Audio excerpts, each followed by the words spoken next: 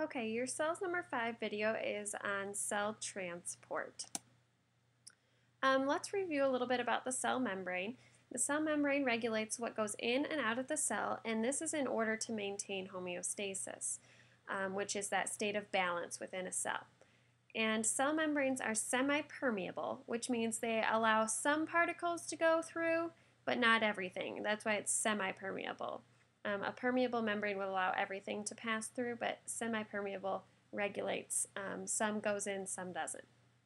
Molecules that are too large to pass through the membrane can go through things called protein channels, which are a little bit larger opening into the cell, and these are embedded in the cell membrane. So larger particles may have to pass through a protein channel if it cannot fit through the membrane. So the first type of transport that cells have is passive transport, and the movement of particles across the cell membrane without using energy is passive transport. So an example of passive transport is when a tea bag is added to a cup of water. The molecules of tea will eventually spread out through the water. This isn't using any energy to happen, it's just naturally diffusing throughout the water. And there are two types of passive transport. We have diffusion, which is the movement of molecules from high concentrations to low concentrations. So a molecule will start out in a location that has really high concentration of that molecule, and it wants to pass across the membrane to the low concentration where there's less of that molecule.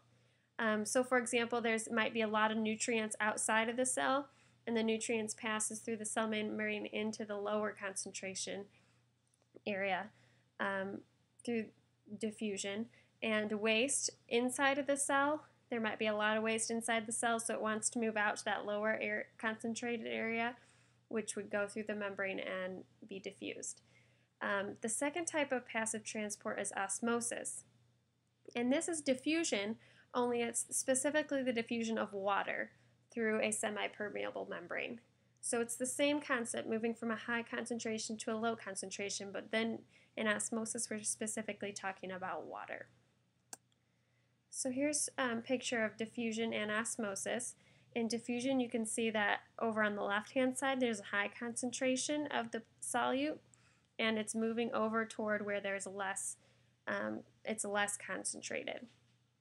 On osmosis, we have the red particles are actually supposed to be water, and the water is moving through the semi-permeable membrane from the area of high concentration where there's more water to the area of lower concentration where there's less water.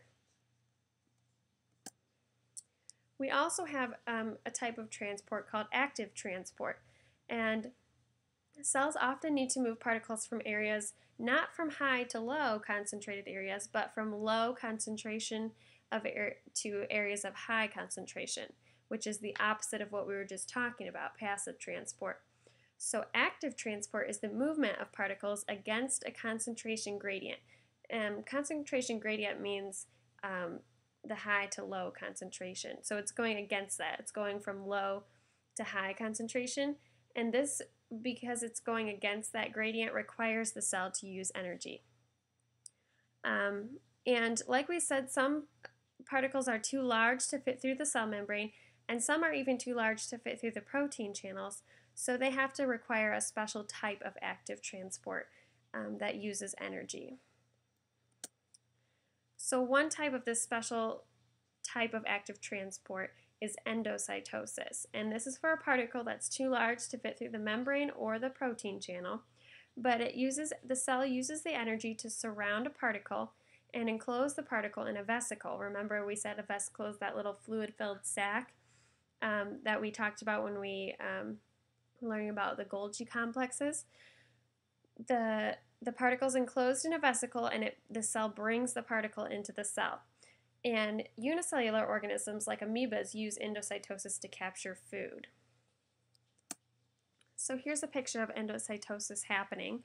There's a food particle on the outside and a cell, and the cell is slowly enveloping the food particle, and then the membrane attaches on either side and brings it into the cell.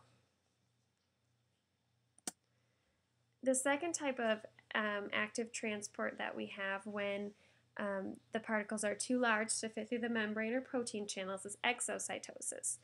And this is basically the opposite of endocytosis. This is when the particles are inside the cell. They start inside the cell and then they become enclosed in a vesicle, still inside the cell, and released from the cell. So the vesicle forms, it fuses to the membrane, and then it releases the particle out. And this is an important process in multicellular organisms to get rid of things in the cell, for example, waste.